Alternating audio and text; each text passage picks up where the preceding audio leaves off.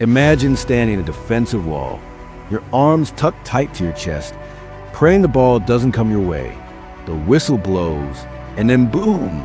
A cannonball flies at you from 40 yards out. You flinch, the keeper dives, the net shakes, and all you hear is one name echoing through the stadium: Roberto Carlos. This wasn't just a fullback, this was a force of nature. A footballer who took the most overlooked position on the pitch and turned it into a weapon of mass destruction. Today on GoalGist, we're diving into the story of the man who's left foot-haunted defenders, goalkeepers, and even the laws of physics: Roberto Carlos, the Brazilian bullet man. In 1992, Brazil was full of talent, but scouts across the country were obsessed with one very unlikely player, a fullback, a short, stocky teenager playing for a second division club. But his energy, insane. His strength, unmatched. And his playing style, so aggressive, so explosive, it made people uncomfortable. They didn't know whether to call him defender or a striker with a defensive license. At just 18 years old, Roberto Carlos got a surprise call up to the Brazilian national team, and he hadn't even played top division football yet. That's how insane the potential was. A quick loan to Atlético Mineiro followed, almost like a trial, but somehow they passed on him. They thought he was too raw, too wild, too unorthodox. Their loss. He went back to União São João, helped him get promoted, and finally earned his shot in the big leagues with a free transfer to Palmeiras. Spoiler alert, this was one of the best free deals in Brazilian football history. At Palmeiras, Carlos exploded. In just 2 seasons, he became a fan favorite and led the team to back-to-back league titles.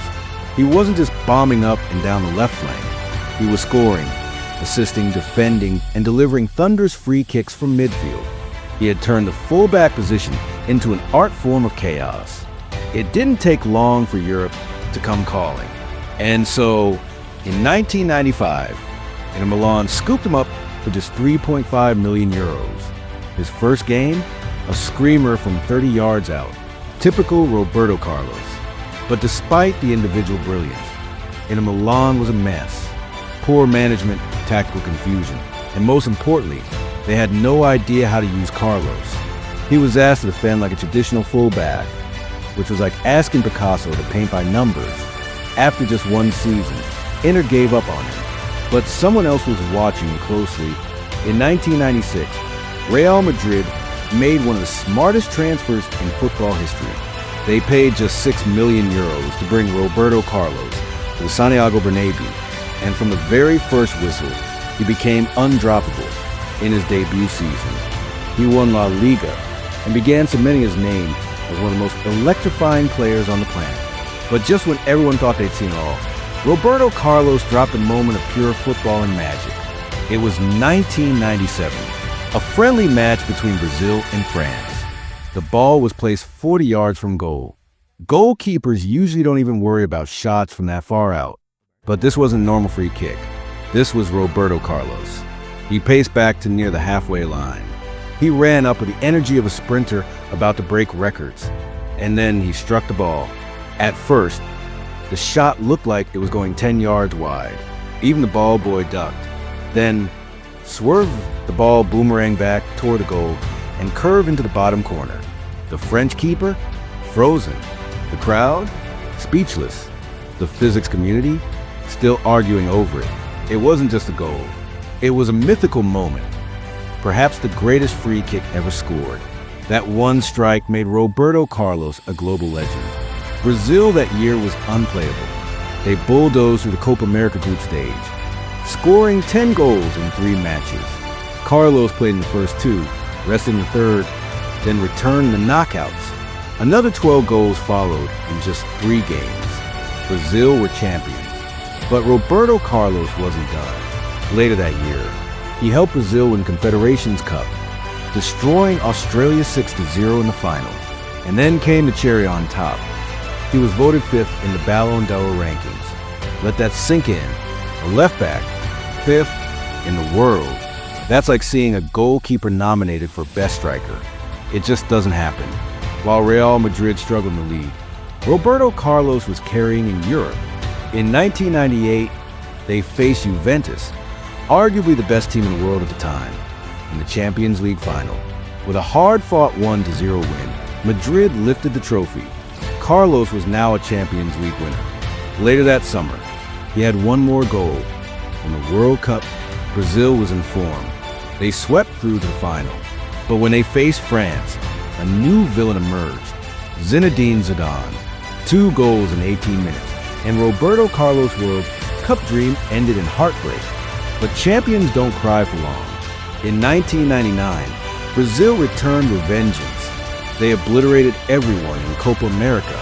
10 goals in the group stage, 7 in the knockouts, and once again, Roberto Carlos, Ballon d'Or nominee. Then in 2000, it was déjà vu. Domestic disappointment, but Champions League magic.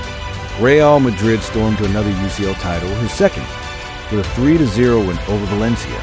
In 2001, they finally won La Liga again after 4 long years. Carlos, still on fire, still unstoppable, still making the Ballon d'Or shortlist year after year. It was 5 years of consistent brilliance. And then came the year that changed everything. By 2002, Roberto Carlos wasn't just an elite left back. He was redefining position. That season, he helped Real Madrid win yet another Champions League, their 3rd in 5 years. But his biggest mission was personal, World Cup redemption. This time, there was no Zidane, no heartbreak.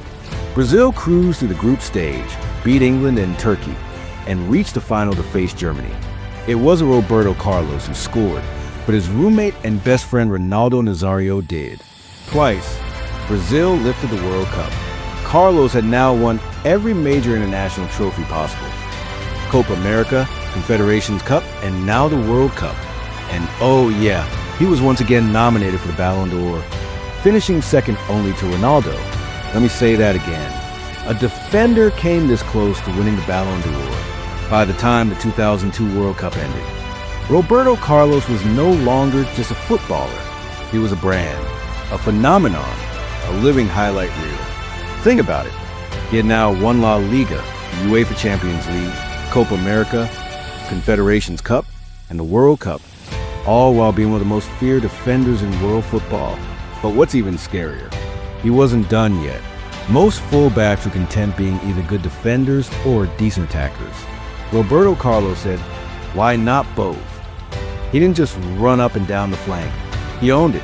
He made the left wing his personal highway.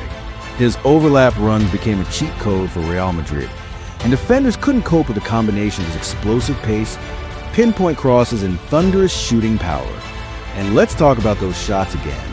Roberto Carlos didn't just hit the ball. He assaulted it with his signature run-up, short, choppy steps before a violent swing of the leg. He could generate so much power that goalkeepers would often just freeze and pray the ball missed. And it rarely did. He struck fear because no matter where he was on the pitch, he was a threat. Most left backs were forgotten unless they were defending. Roberto Carlos could change the game in a flash with a pass, a sprint, or a 40-yard missile. When Real Madrid went all in on the Galacticos project, Roberto Carlos was a cornerstone. He wasn't just riding the coattails of Zidane, Figo, Ronaldo, or Beckham. He was setting the tone. While others were artists with the ball, Roberto was a warrior. He was Real Madrid's silent assassin. He didn't need to score every game to be noticed, but when he did, it was unforgettable.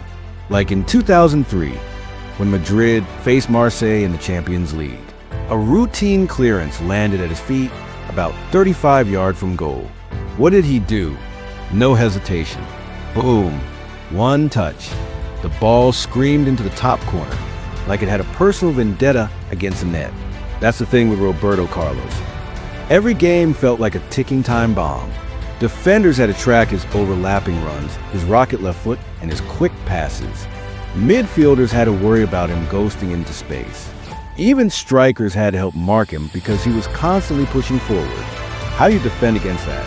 By the mid-2000s, people weren't even sure how to categorize Roberto Carlos anymore. Was he a defender, a winger, a wide playmaker, a set-piece specialist?